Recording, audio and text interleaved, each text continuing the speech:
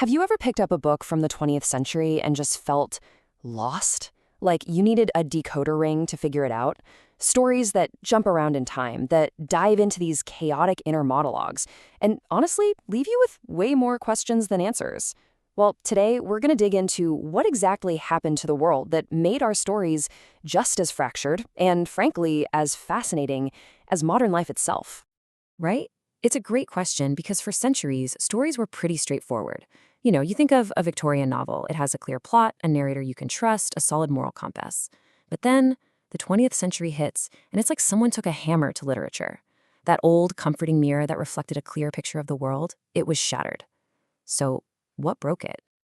To really get it, you have to look at the before and after. The Victorian age, it was built on these huge pillars of certainty. Faith in God, faith in progress, faith in a stable social order. But the 20th century came along and just kicked those pillars out, one by one. Certainty was replaced with doubt. Order was replaced with chaos. And that bright, shiny optimism about the future, it was replaced by a deep, nagging disillusionment. This wasn't just a mood swing. It was a total rewiring of how people saw the world. So what caused this epic collapse? Well, it wasn't just one thing. It was more like a series of tremors that started shaking society's foundations long before anyone realized what was happening. Let's dive in and look at the first cracks that started to appear. First off, society itself was changing at this breakneck speed.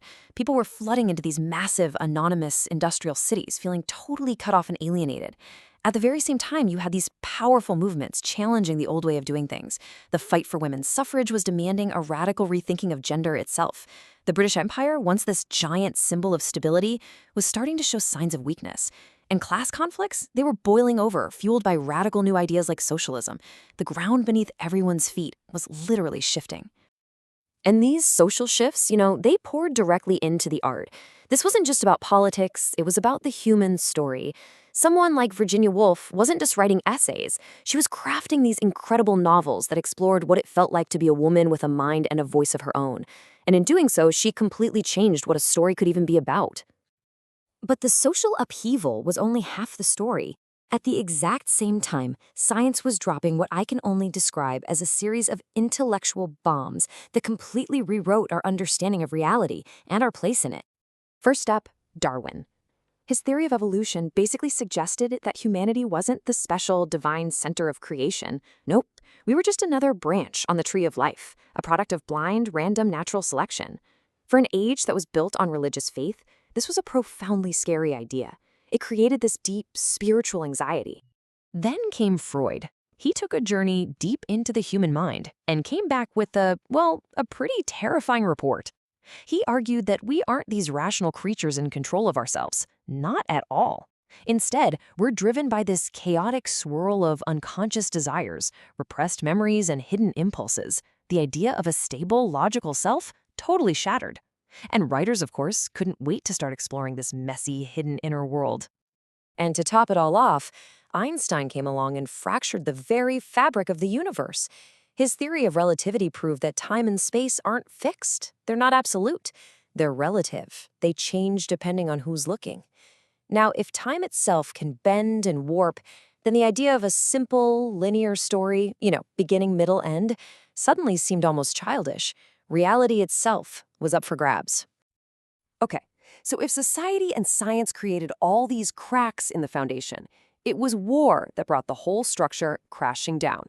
The First World War was the watershed moment. It was the point of no return, where any last bit of Victorian optimism was just brutally extinguished. Just look at that number, 20 million. This was the result of progress.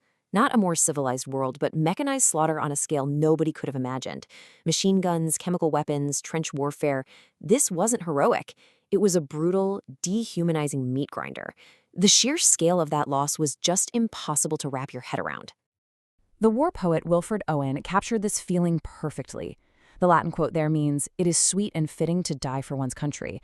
Owen called it simply the old lie. That phrase became an anthem for an entire generation that felt completely and utterly betrayed.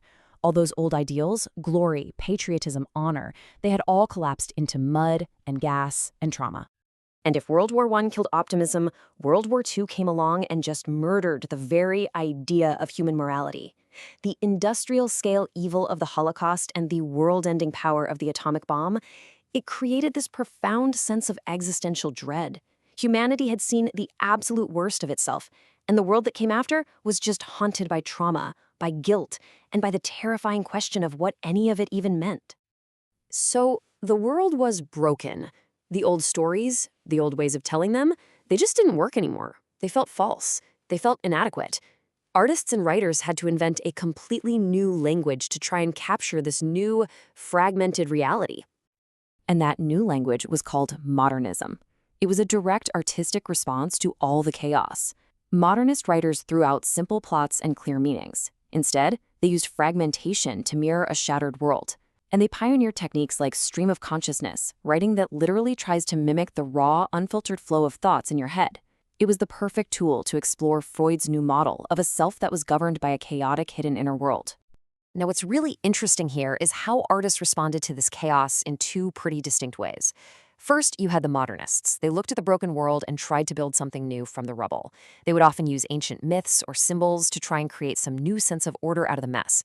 But later, the postmodernists came along, looked at the exact same chaos, and decided to just embrace it. They gave up the whole search for one single meaning and instead just played with the absurdity of it all, using tons of irony, parody, and stories that were very aware that they were just stories. And one of the most powerful results of this whole breakdown was this.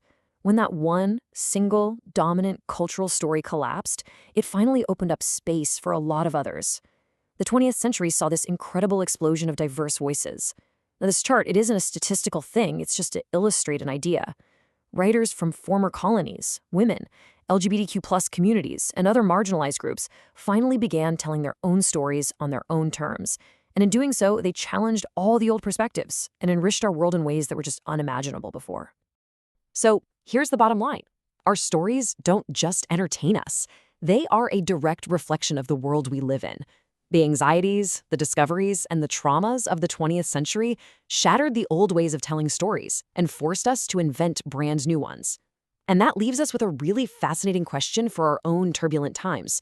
In a world being completely reshaped by things like AI, climate change, and instant global connection, what will our stories look like tomorrow?